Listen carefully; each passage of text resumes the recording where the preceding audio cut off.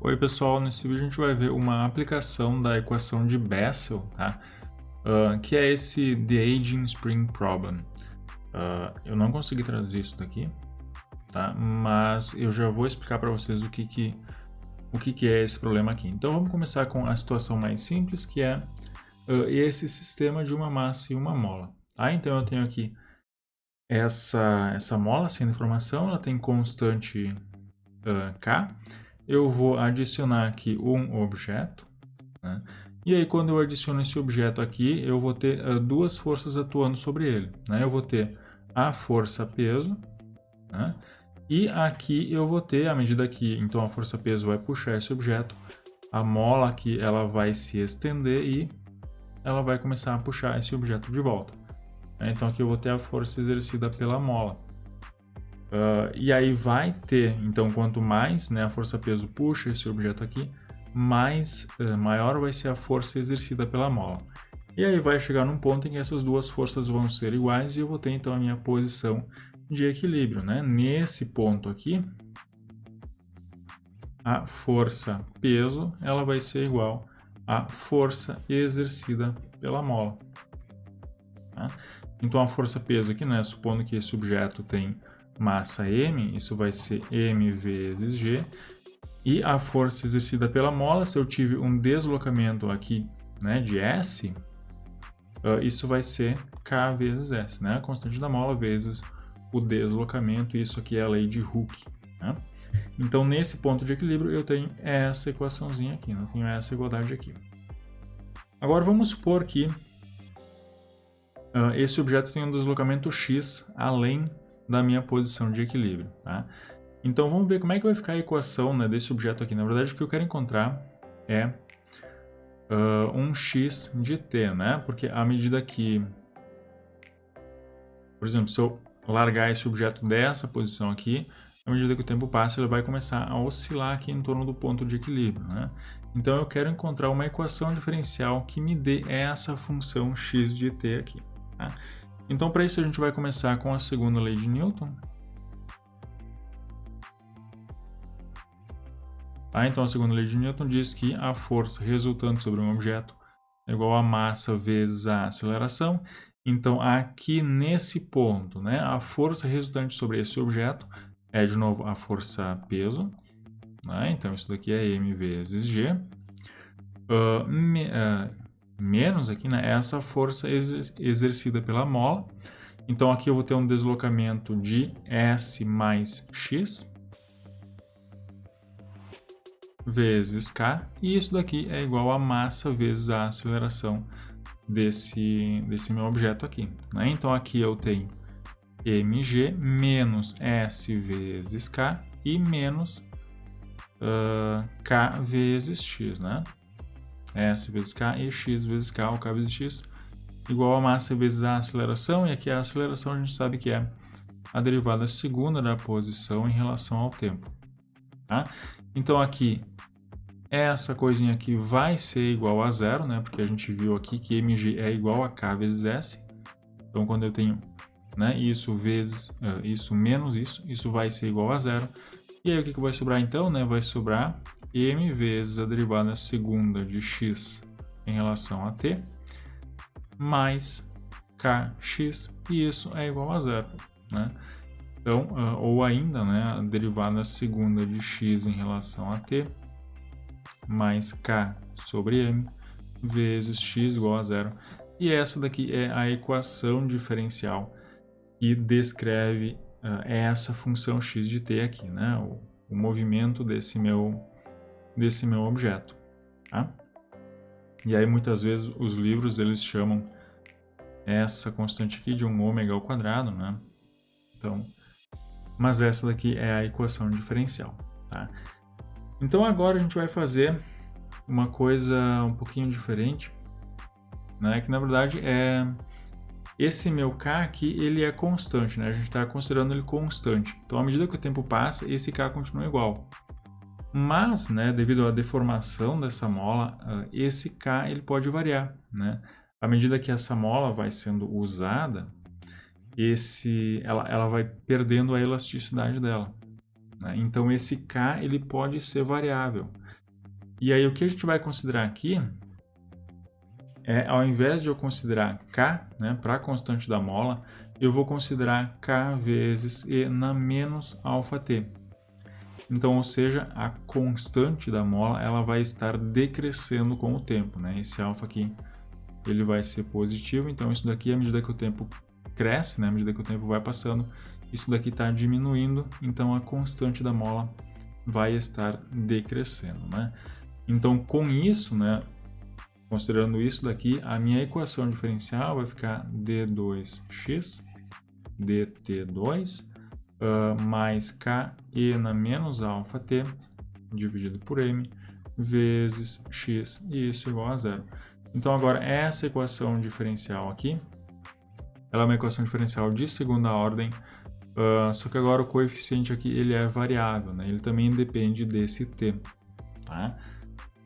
E aí, então, a gente já não consegue mais resolver essa equação diferencial da mesma forma que a gente resolvia essa equação aqui, tá? Então, para essa equação aqui, a gente tem que utilizar séries, né? Essa daqui é uma... eu posso expandir isso daqui em torno de t igual a zero. Eu não vou ter nenhum problema, né? Porque isso é um ponto ordinário, mas aqui a gente vai fazer uma coisa um pouco diferente, que é introduzir uma outra variável s de t, e vai ser 2 sobre alfa, raiz de k sobre m, vezes e na menos αT sobre 2. Tá? Então, aqui nessa equação eu tenho x de t, e eu vou introduzir essa nova variável s, então eu vou escrever isso como um x de s de t. Tá? Então, bom, para fazer isso, né, eu tenho que ver agora o que é dx dt. Bom, isso daqui, né, se eu olhar x agora assim, tá? Então, o x depende de s, que depende de t. Então, a derivada de x em relação a t, né, regrando a cadeia, isso vai ser a derivada de x em relação a s, vezes a derivada de s em relação a t. Então, dx ds vezes, né, isso daqui vai ficar assim, e a derivada de s em relação a t é a derivada disso daqui em relação a t. Então, quando eu calcular essa derivada, o que vai ficar? Isso daqui é constante, vai ficar igual. E a derivada disso daqui em relação a t vai ficar menos alfa sobre 2 e na menos αT sobre 2. Tá? Então, aqui vai cancelar, né? Isso daqui vai ficar menos raiz de k sobre m, vezes e na menos αT sobre 2 e vezes dx ds. E agora a derivada segunda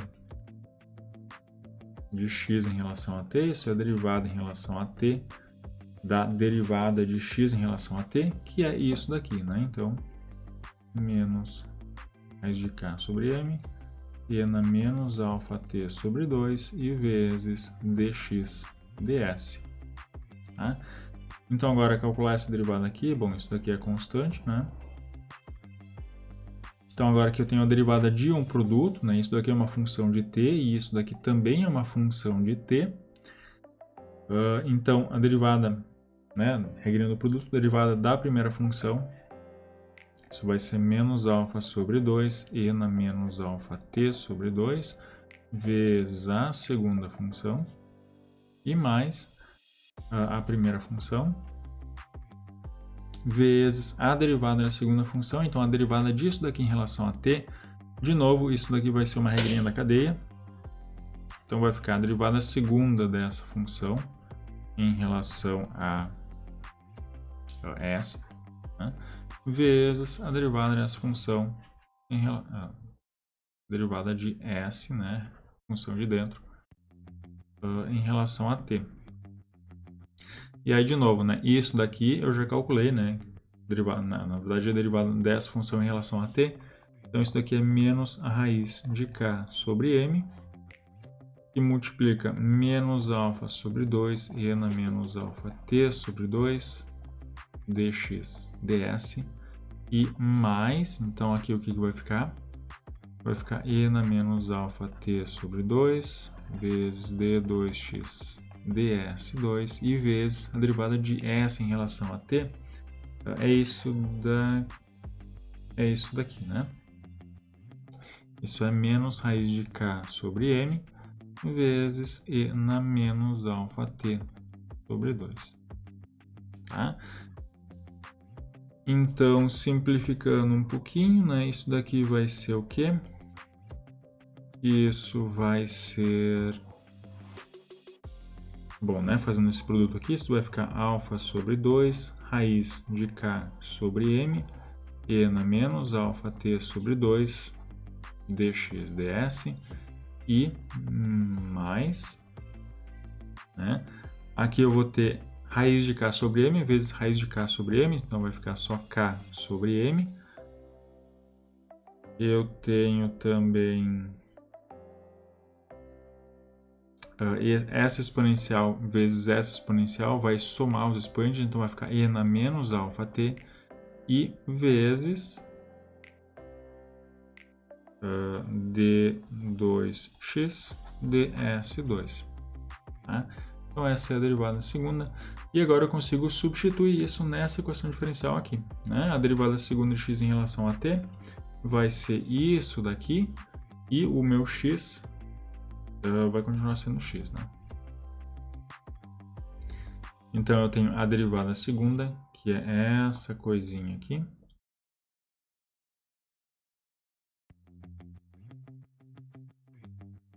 Agora mais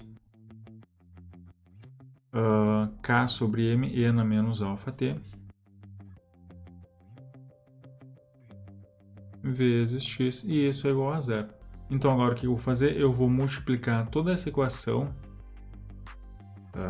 né, de ambos os lados por 4 sobre alfa ao quadrado. Tá? Então fazendo isso, aqui desse lado eu vou multiplicar por isso, né? Aqui desse lado também, isso que vai continuar sendo zero. Então o que eu vou ter? Eu vou ter 4 sobre alfa ao quadrado vezes isso daqui. Então vezes k sobre m e na menos alfa t. Tudo isso que multiplica d2x em relação a s. Mais, né? Aqui quando eu multiplicar 4 sobre alfa ao quadrado vezes isso, vai ficar 2 sobre alfa, raiz de k sobre m, e na menos alfa t sobre 2, dx ds. Né? E mais, agora multiplicando aqui, vai ficar 4 sobre alfa ao quadrado, k sobre m, e na menos alfa t vezes x, e isso é igual a zero. Tá? Só que agora isso daqui vai ser s ao quadrado, isso daqui é s, e isso daqui é s ao quadrado. Então essa minha equação, né, fica simplesmente s ao quadrado, derivada segunda de x em relação a s, mais s derivada de x em relação a s, e mais s ao quadrado derivada segunda, melhor, vezes x só. S ao quadrado vezes x, e isso daqui é igual a zero. E essa daqui é uma equação de Bessel de índice zero. Eu tenho aqui s ao quadrado menos zero ao quadrado. Tá? Então, a solução disso daqui, né, como índice zero aqui, né, como o zero é um número inteiro, a solução disso vai ser x, né, de x, né, que é essa função aqui, igual a uma constante C1 vezes a função de Bessel de índice zero, né, de primeira espécie, de S, e mais uma constante C2 vezes a função de Bessel de segunda espécie, de índice zero, de S também. E aí, se eu voltar para T, né, porque meu problema original era encontrar o x de T, né, esse carinha aqui, é só eu substituir quem é esse S. Então, isso daqui é uma constante C1 vezes a função de Bessel de primeira espécie de 2 sobre alfa, raiz de k sobre m, vezes e na menos alfa t sobre 2, né? Mais uma constante C2 vezes a função de Bessel de segunda espécie, de índice zero, dessa coisa aqui.